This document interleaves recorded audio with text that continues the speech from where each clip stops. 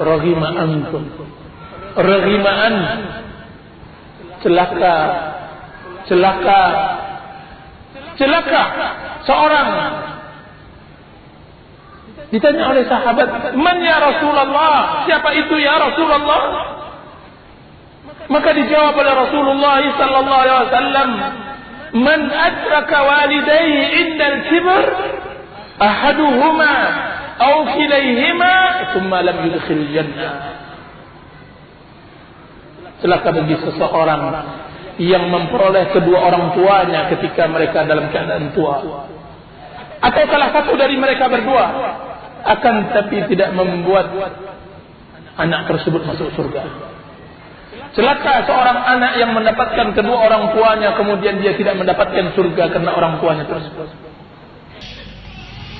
Kutitip surat ini untukmu.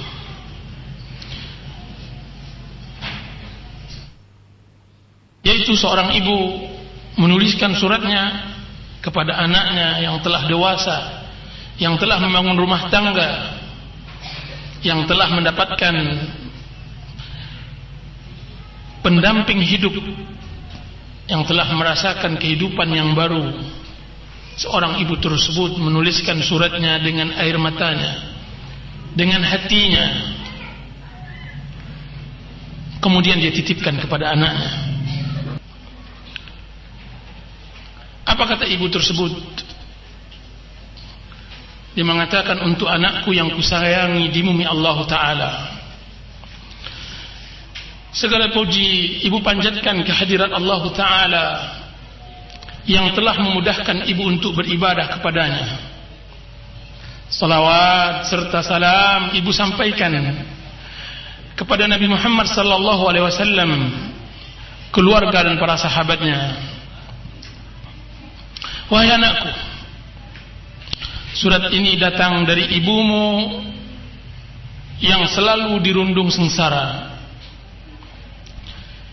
Setelah berpikir panjang, ibu mencoba untuk menulis dan menggoreskan pena, sekalipun keraguan dan rasa malu menyeliputi diri. Setiap kali menulis, setiap itu pula gores tulisan terhalangi oleh tangis. Dan setiap kali menitikkan air mata, setiap itu pula hati terluka. Wahai anakku, sepanjang masa yang telah engkau lewati, kulihat engkau telah menjadi laki-laki dewasa, laki-laki yang cerdas dan bijak.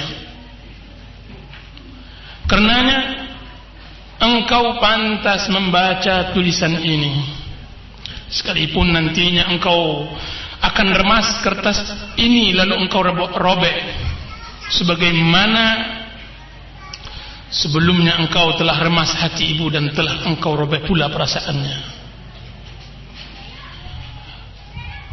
Wahai anakku, 25 tahun telah berlalu,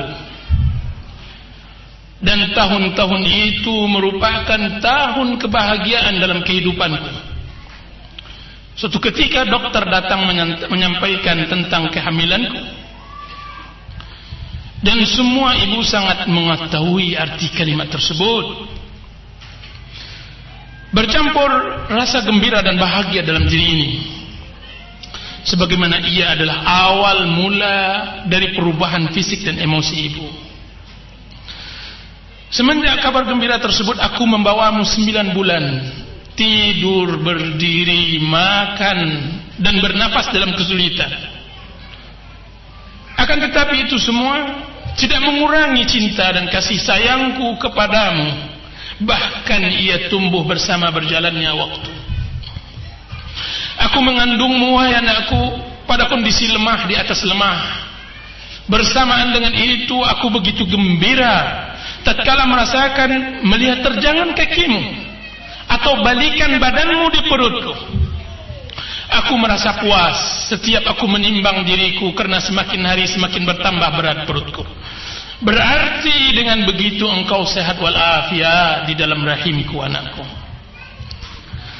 Penderitaan yang berkepanjangan menderaku sampailah tiba pada fajar pada malam itu, yang aku tidak bisa tidur sekejap pun.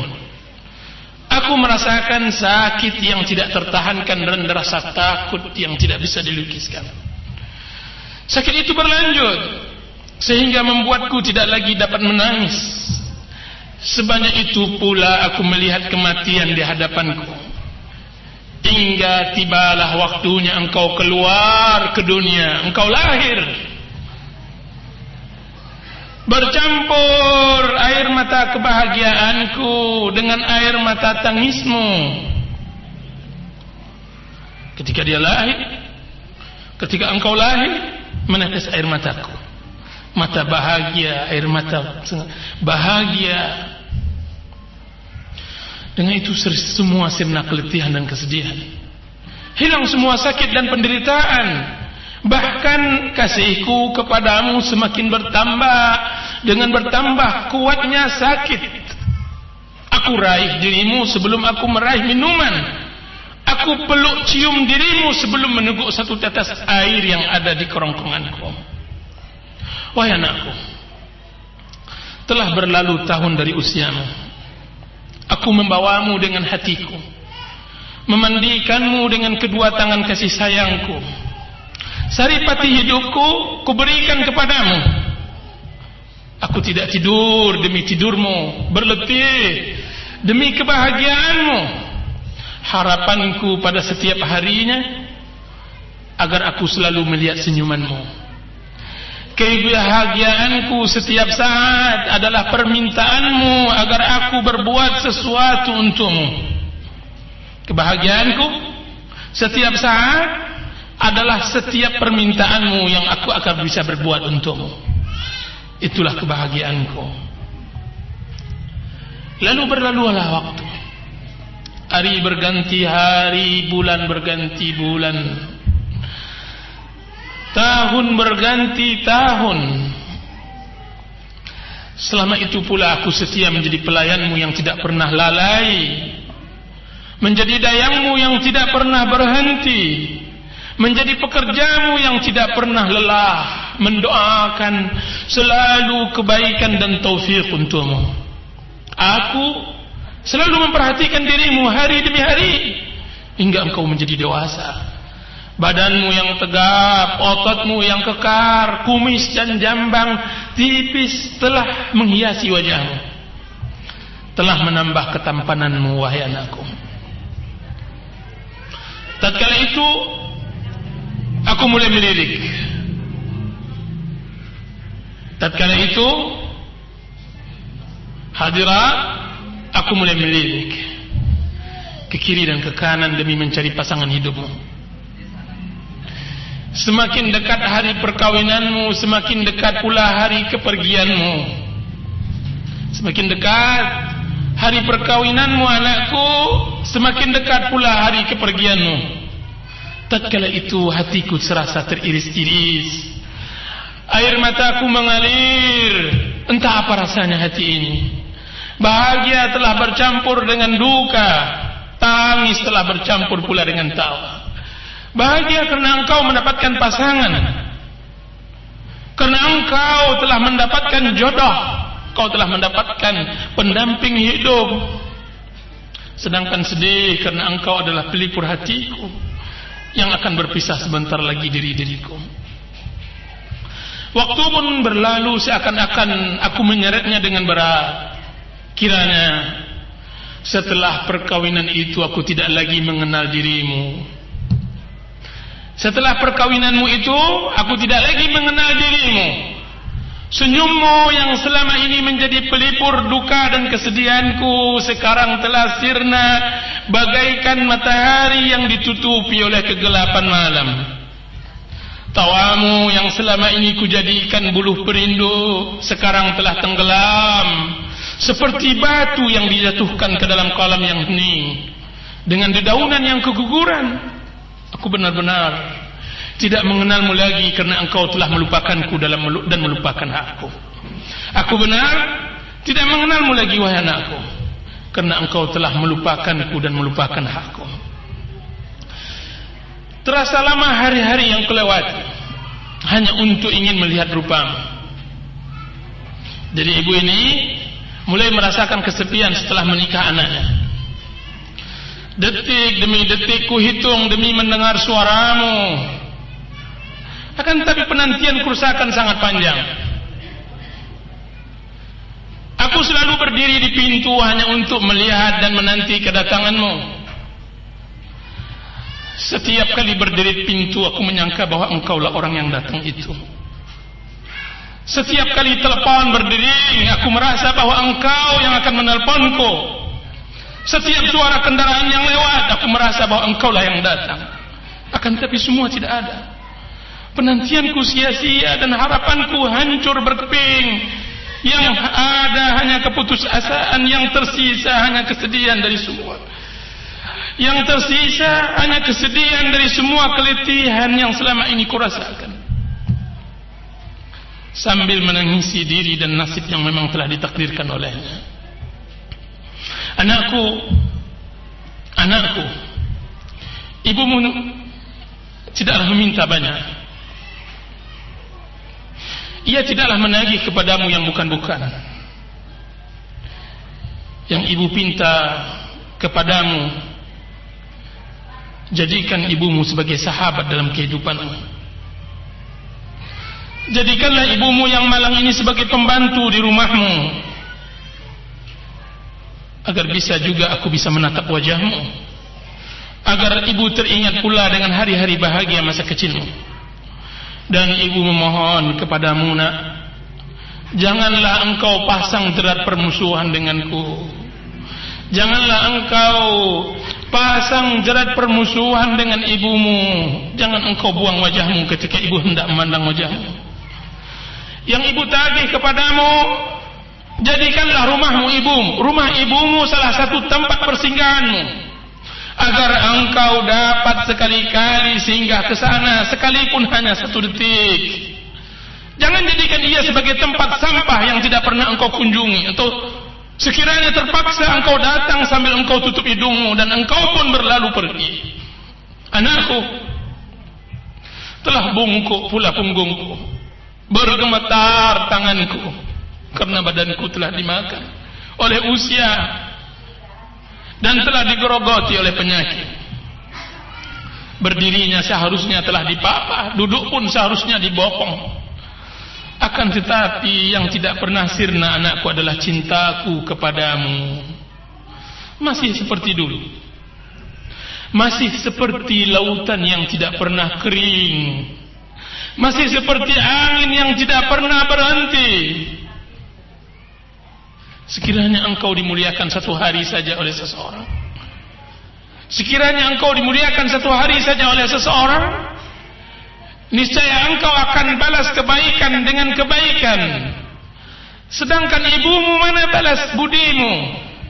Mana balasan bayimu? Bukankah air susu seharusnya dibalas dengan air serupa? Bukan sebaliknya air susu dibalas dengan air tuba? Dan bukankah Allah Ta'ala telah berfirman, hal jazaa'ul ihsan illa al-ihsan? Bukankah balasan kebaikan kecuali dengan kebaikan yang serupa? Sampai begitukah keras hatimu dan sudah begitu jauhkah dirimu setelah berlalunya hari dan berselangnya waktu? Wahai anak, setiap kali aku mendengar bahwa engkau bahagia dengan hidupmu, setiap itu pula bertambah kebahagiaanku. Bagaimana tidak? Karena engkau adalah buah dari kedua tanganku. Engkau adalah hasil dari keletihanku. Engkaulah laba dari semua usahaku. Dosa apakah yang telah ku perbuat sehingga engkau jadikan diriku musuh bebuyutanmu? Apakah aku pernah salah pada suatu hari dalam bergaul denganmu? Atau pernahkah aku berbuat lalai dalam melayanimu? Tidak dapatkah engkau menjadikanku pembantu yang terhina sekian banyak dari pembantu-pembantumu yang mereka semua telah engkau beri upah? Tidak dapatkah engkau berikan sedikit perlindungan kepadaku di bawah naungan kebesaranmu? Dapatkah engkau sekarang menganugerahkan sedikit kasih sayang demi mengobati derita orang tua yang malang ini? Dan Allah Subhanahu wa taala mencintai orang-orang yang berbuat baik. Innallaha yuhibbul muhsinin. Innallaha yuhibbul muhsinin. Wahai anakku, aku hanya ingin melihat wajahmu, dan aku tidak menginginkan yang lain. Wahai anakku, hatiku terasa teriris, air mataku mengalir, sedangkan engkau sehat walafiat. Orang-orang sering mengatakan bahwa engkau adalah laki-laki yang supel, dermawan dan berbudi. Anakku, apakah hatimu tidak tersentuh terhadap seorang wanita tua yang lemah, binasa dimakan oleh rindu, berselimutkan kesedihan dan berpakaian kedukaan?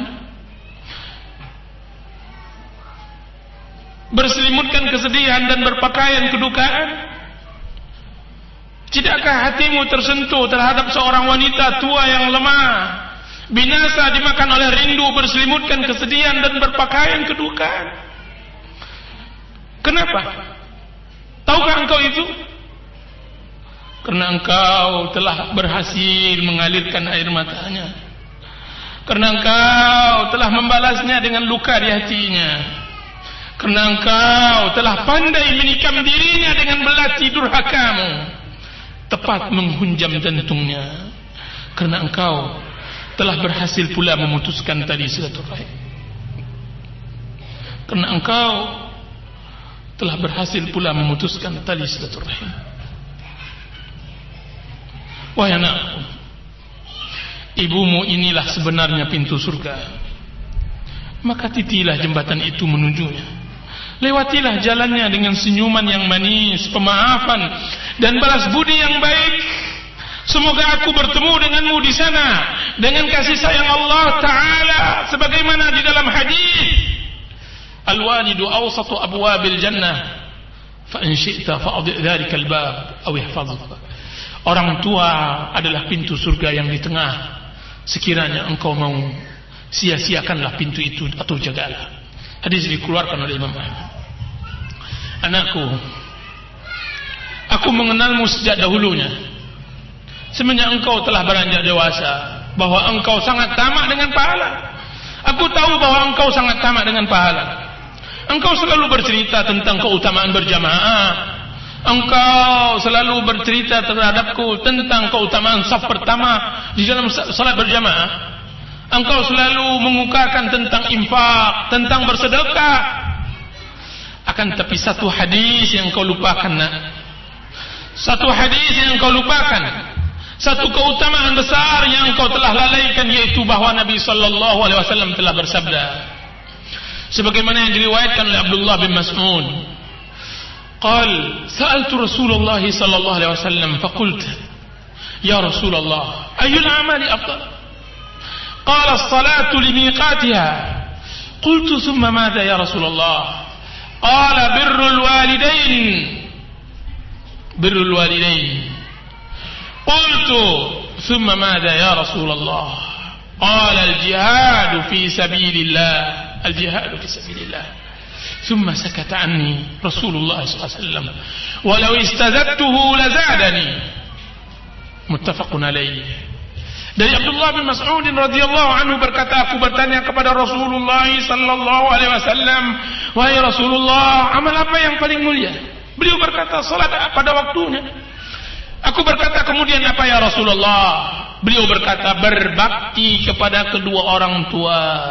Berbakti kepada kedua orang tua. Aku berkata, kemudian wahai Rasulullah? Beliau menjawab, jihad di jalan Allah. Lalu beliau diam. Sekiranya aku bertanya lagi, niscaya beliau akan menjawabnya. Itulah hadis Abdullah bin Mas'ud. Wahai anakku, ini aku, ibumu, pahalamu, tanpa engkau harus memerdekakan budak atau banyak-banyak berinfak, tanpa engkau harus banyak-banyak bersedekah. Aku pahalamu. Pernahkah engkau mendengar seorang yang telah meninggalkan keluarga dan anak-anaknya dan berangkat jauh dari negerinya untuk mencari tambang emas? Pernahkah engkau mendengar cerita itu? Seorang suami meninggalkan keluarga dan anak-anaknya berangkat jauh ke negeri seberang ke negeri entah berantah untuk mencari tambang emas untuk menghidupkan keluarganya. Dia salami satu persatu. Dia ciumi istrinya, dia sayangi anaknya. Dia mengatakan, ayah kalian wahai anak-anak, aku akan berangkat ke negeri yang ayah sendiri tidak tahu. Ayah akan mencari emas. Ayah akan mencari emas. Rumah kita yang rehat ini jagalah. Ibu kalian yang tua renta ini jagalah. Berangkatlah suami tersebut. Suami yang berharap untuk pergi jauh untuk mendapatkan emas, untuk membesarkan anak-anaknya, untuk membangun istana dari rumah ke rumah rehatnya. Akan tetapi apa yang terjadi? Setelah 30 tahun dalam perantauan, yang ia bawa hanya tangan hampa dan kegagalan. Dia gagal dalam usahanya. Dia gagal dalam usahanya. Pulanglah ia kembali ke gunung, ke kampungnya. Sampailah ia ke tempat dusun yang selama ini ia tinggal. Apalagi yang terjadi di tempat itu. Setibanya di tempat lokasi rumahnya, kilanya matanya terbelalak. Ia melihat tidak lagi gubuk rehat yang ditempati oleh anak-anak dan keluarganya. Akan tetapi dia telah melihat sebuah perusahaan besar tambang emas yang besar. Jadi dia mencari emas jauh ke negeri orang. Kiranya orang mencari emas dekat di tempat dia tinggal. Itulah perumpamaanmu dengan kebaikan anakku. Engkau berletih mencari pahala. Engkau telah beramal banyak, tapi engkau telah lupa bahwa di dekatmu ada pahala yang maha besar.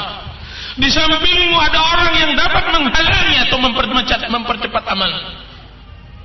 Di sampingmu, ibumu adalah orang yang dapat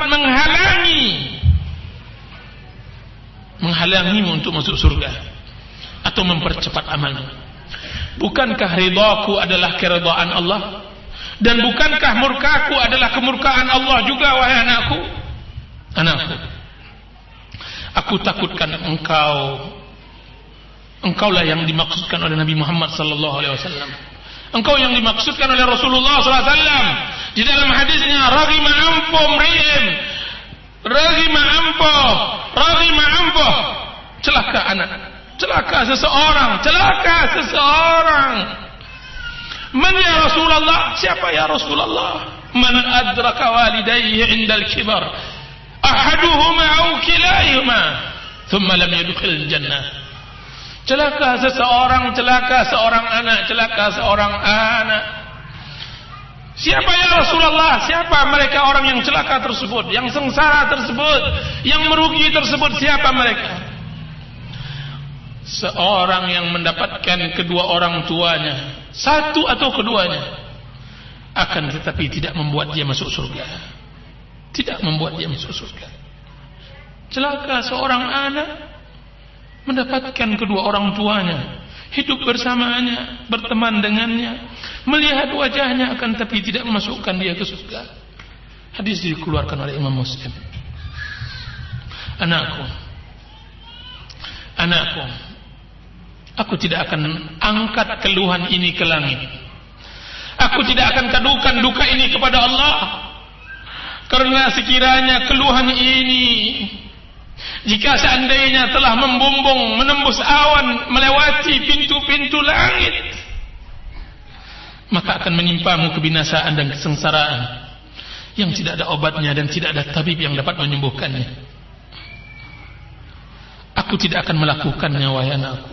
Tidak. Aku tidak akan melakukannya, wahai anakku. Tidak. Bagaimana aku akan melakukannya sedangkan engkau adalah jantung hatiku? Bagaimana ibu ini kuat menganahkan tangannya ke langit sedangkan engkau adalah pelipur lara hatiku? Bagaimana ibu tega melihatmu merana terkena doa mustajab, padahal engkau bagiku adalah kebahagiaan hidupku. Engkau bagiku adalah kebahagiaan hidupku. Bangunlah nak, bangunlah, bangkitlah nak. Uban sudah mulai merambat di kepalamu. uban-uban. Akan berlalu masa sehingga engkau akan menjadi tua pula. Engkau akan menjadi tua. Al-jaza'u min jinsil amal. Sebagaimana engkau akan berbuat, sebegitulah orang akan berbuat kepadamu. Al-jaza'u min jinsil amal. Ganjaran sesuai dengan amal yang engkau telah tanamkan. Engkau akan memetik sesuai dengan apa yang engkau tanam. Aku tidak ingin engkau menulis surat ini. Aku tidak ingin engkau menulis surat yang sama dengan air matamu kepada anak-anakmu sebagaimana aku telah menulisnya kepadamu. Wahai anakku, bertakwalah kepada Allah. Bertakwalah, takutlah engkau kepada Allah. Berbaktilah kepada ibumu. Peganglah kakinya, sesungguhnya surga di kakinya. Basuhlah air matanya, berlurlah kesedihannya, kencangkan tulang ringkihnya, dan kokohkan badannya yang telah lapuk. Anakku, setelah engkau membaca surat ini terserah padamu. Apakah engkau sadar dan engkau akan kembali, atau engkau akan merobeknya? Sallallahu ala nabiyyina Muhammadin wa ala alihi wa sahbihi wasallam. Dari ibumu yang merana. Itulah hadirat ibu-ibu dan para akhwat, surat yang ditulis, yang sangat luar biasa, ditulis oleh seorang ibu kepada bujangnya, kepada pemudanya, kepada anaknya yang baru menikah atau yang telah menikah, telah mendapatkan beberapa anak. Perasaan seorang ibu yang sangat sensitif. Sekarang mari kita dengar apa yang dibalas oleh seorang anak tersebut. Dengan ucapan apa dia bisa menulis, dengan perkataan apa dia bisa menjawab surat yang datang dari ibunya tersebut. Mari kita dengarkan. Di sana inti permasalahan. Banyak permasalahan berbakti, masalah durhaka seorang anak berada di puncak-puncaknya ketika seorang anak telah menikah dengan seorang gadis. Apa kata ibu? Maafkanlah anakmu ini. Aku tahu bahwa semenjak engkau gadis, sebagaimana yang diceritakan oleh nenek, sampai engkau telah tua seperti sekarang ini, engkau belum pernah mengecap kebahagiaan. Duniamu hanya rumah serta halamannya. Kehidupanmu hanya dengan anak-anakmu. Belum pernah aku melihat engkau tertawa bahagia, kecuali semenjak engkau pilihkan untukku seorang istri wanita yang telah engkau puji sifat dan akhlaknya, yang engkau telah sanjung suku dan negerinya. Semenjak itu pula aku seakan-akan lupa denganmu. Pada permasalahan ini engkau tidak membawa-bawa namanya dan mengaitkan kedurhakaanku kepadamu karenanya. Karena selama ini di mataku dia adalah istri yang baik, istri yang telah berupaya berbuat banyak untuk suami dan anak-anaknya.